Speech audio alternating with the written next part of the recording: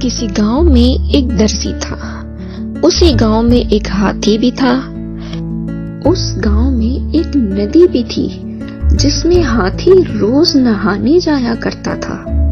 ایک دن درزی اپنی دکان پر بیٹھا کپڑے سی رہا تھا.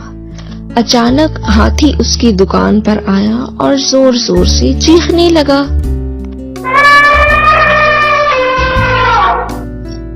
درزی نے ہاتھی کو کیلا دیا اور یوں دونوں میں بہت اچھی دوستی ہو گئی.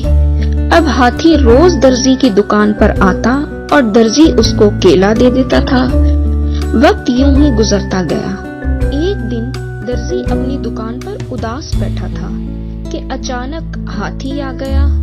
درزی نے اس کو کیلا دینے کے بجائے سوئی چبھا دی. ہاتھی درد سے چیخ اٹھا اور وہاں سے بھاگ گیا. پیارے بچوں، پھر پتا ہے کیا ہوا؟ اگلے دن ہاتھی ندی پر نہانے گیا. اس کو تو کل کی بات پہ بہت غصہ بھی تھا. اس نے درزی کو مزہ چکھانے کی بھی ترکیب سوچی.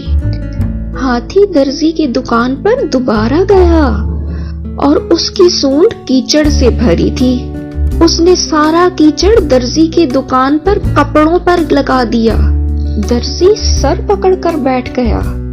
پیارے بچوں، اس کہانی سے ہمیں یہ سبق ملتا ہے کہ جیسا کرو گے ویسا ہی بھرو گے.